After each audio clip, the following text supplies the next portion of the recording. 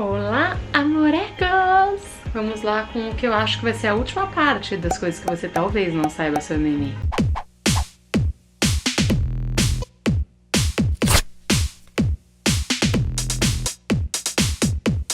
Cara, eu acho que eu posso fazer aqui um antes, hoje e depois, porque eu acho importante também dar uma passada geral na minha vida. Não sei se vocês sabem, a minha mãe foi uma espécie de musa das Diretas Já, que foi um movimento político muito importante em 1984. Eu ficava, alguns palanques eu ia, ficava agarrada na perna dela, não entendia nada, óbvio, eu tinha 4 anos, e eu só achava muito estranho que ela chorava de emoção, e eu ficava, mãe, quem fez mal pra você? Quem fez mal que eu vou ficar muito brava? E tipo, não era mal, ela tava emocionada pelo movimento popular mesmo. Só que essa fase trouxe muita tensão pra nossa vida, porque começaram várias perseguições políticas. Eu, do dia pra noite, fui começando a andar com segurança o dia inteiro. As pessoas passavam trote lá pra casa dizendo que minha mãe morreu, uma época que não tinha celular, ou ligavam ameaçavam a mim. Então eu ficava o tempo todo com segurança. Foi uma época também que eu, na verdade, não trago nenhuma lembrança ruim. Só lembro de eu nunca poder ficar sozinha. Quando inventaram a tal da história do pé frio, que minha mãe fez, enfim, olha, sinceramente, eu nem sei ao fundo o que foi. Só sei que esse apelido foi criado por pessoas, que minha mãe era pé frio, porque Tancredo morreu, porque não sei o quê. E assim, minha mãe ficou 2 anos sem trabalhar por causa desse apelido. Ela chegava num avião, pessoas se recusavam a voar com ela porque o avião podia cair, já que ela era pé frio. Pra vocês verem o nível, que vocês acham que a maldade das pessoas começou com rede social? Não, não, não. Ela só foi reverberada hoje.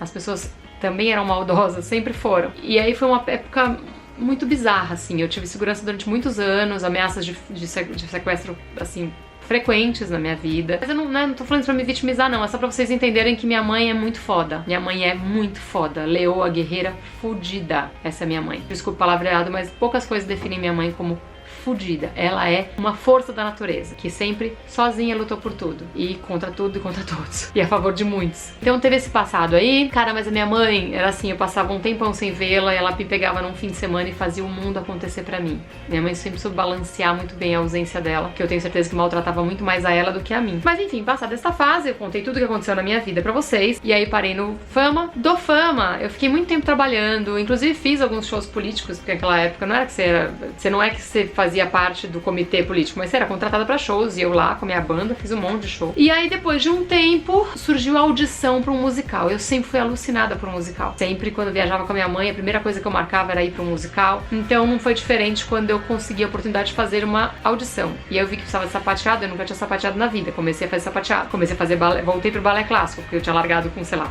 8 anos. E aí me dediquei pra cacete, porque quando eu quero uma coisa, isso é uma coisa que você tem que saber sobre mim. Eu sou muito insistente. Eu sou muito focada. E aí fiz a audição, graças a Deus passei. Miguel Falabella como meu diretor. Puta honra pra minha vida. E ele falou, só que você tem que emagrecer 7 quilos. E eu, como toda determinada que sou, emagreci os 7 quilos.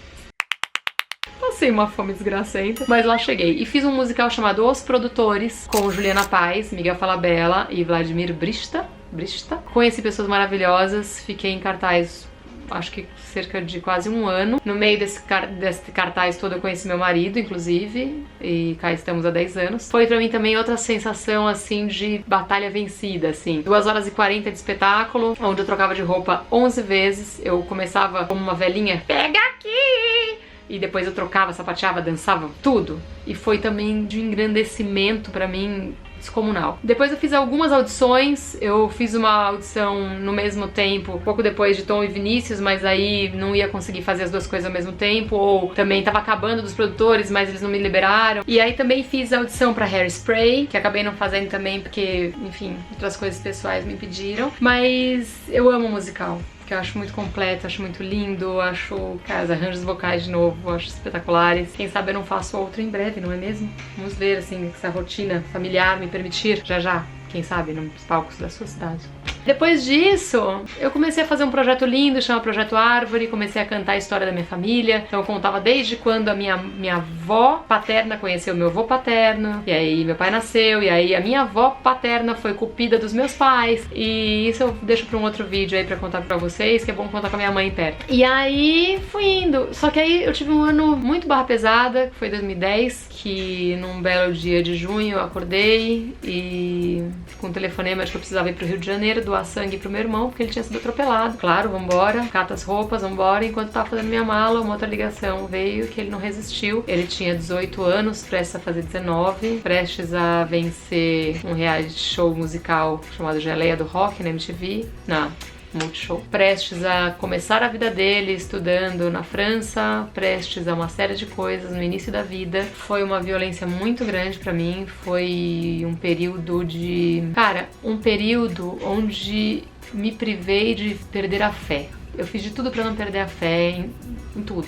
Porque a minha avó, na época, tava se recuperando de um AVC, tava 2 anos na cama, sem se mexer, com aquele olhar de pelo amor de Deus, não aguento mais. E ao mesmo tempo, meu irmão com toda a vida pela frente. E eu não conseguia entender por que um e não aliviar a dor do outro, que era uma coisa que era muito clara no olho da minha avó. Mas Deus tem suas razões, seus caminhos, e aí o que me aliviou nessa época foi pensar que cada um tem sua missão, sua vida. O Rafa era um menino absolutamente bom e diferente e especial. Um menino que quando novo já dava lição de vida pra gente, sabe? Então, assim, o Rafa era filho do meu pai, com a Cissa Guimarães, mãezinha, Cissa, que eu amo. E, cara, foi um período muito difícil pra mim, assim, porque pela dor, aí você começa a se culpar por, cara, um dia eu passei o dia inteiro no Rio e não liguei pra ele, não ouvi, será que ele sabia que eu amava ele? Cara, como eu amava ele. E você se maltrata por uma coisa que é melhor deixar ele ir, sabe? Enfim, foi horrível.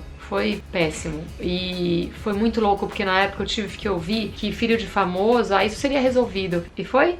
Não, o cara tá solto até hoje, morando em São Paulo, porque não aguentou os dedos apontados no Rio.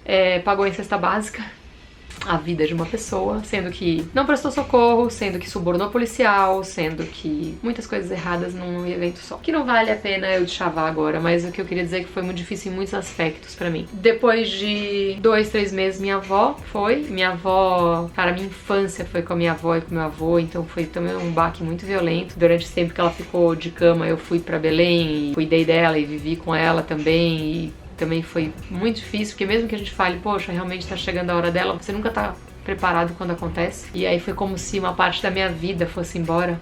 Nossa, arrepiei. Foi como se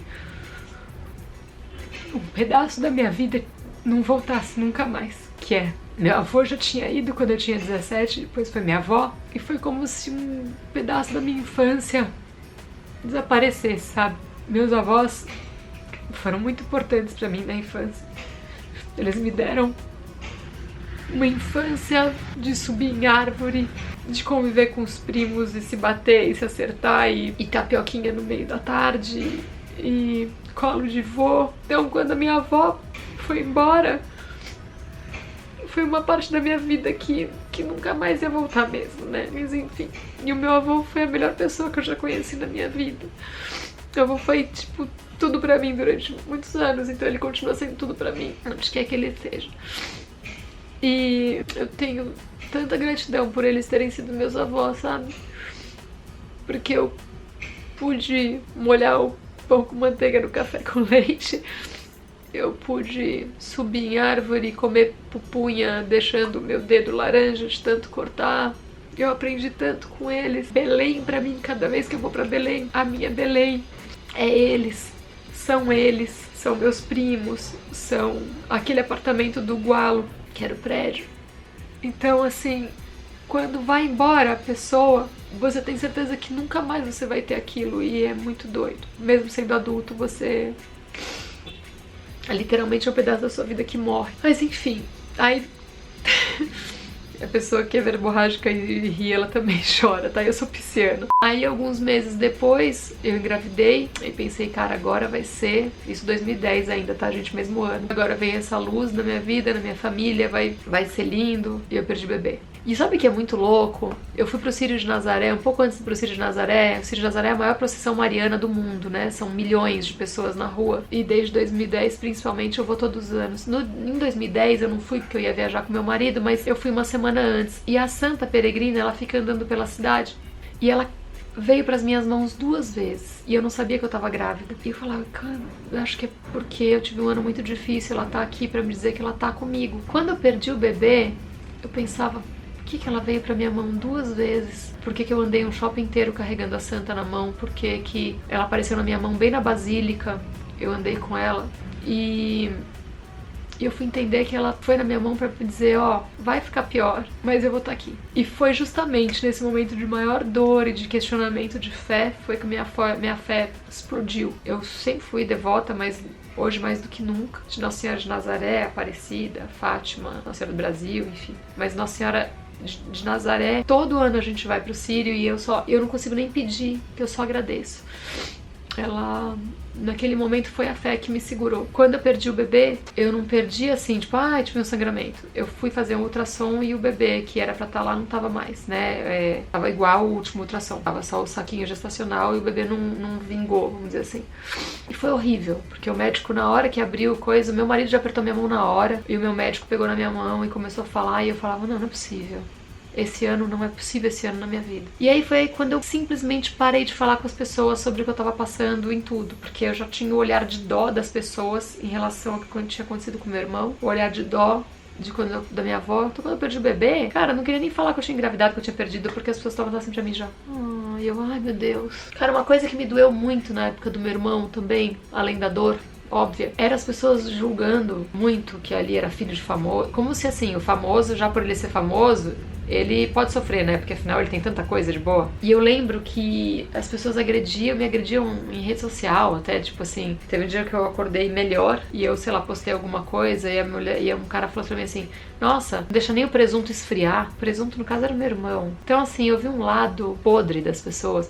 Quando deram o nome do túnel pro meu irmão, cara, eu entendo que alguém que perdeu alguém, falei, pô, tá lá o túnel porque é filho da Cissa e não porque é o filho do Joãozinho. Só que existem diversas praças e lugares no Brasil com o nome de pessoas anônimas que se foram. Só que aí é meio difícil, né? Você não apontar o dedo e querer olhar todos esses lugares que existem. Então as pessoas foram de uma crueldade muito grande. E por isso que hoje eu falo que a Cissa é uma das pessoas mais ferradas que eu conheço. Porque ela superou, ela venceu, ela cresceu e ela tá lá. E eu te amo, Cissa. Eu te amo, meu pai. Porque, cara, eu que sou mãe hoje não faço noção do que é essa dor. Mas quando eu vi eles dois abraçando no velório, eu tive a imagem da solidificação da dor, que foi quando eles abraçaram. E eu pude ver eles na mesma dor, abraçados e chorando, e aquilo pra mim dilacerou a minha alma. Então eu não consigo imaginar como é isso na vida de qualquer pessoa, e eu não consigo imaginar como é que alguém consegue falar alguma coisa de ruim para alguém que tá passando por isso. Mas enfim,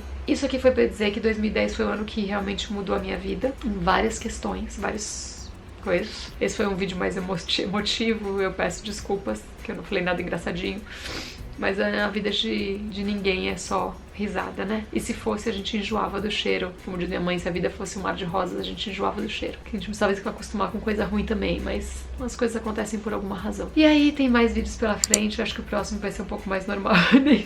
Esse descontrole emocional. Até a próxima, se Deus quiser.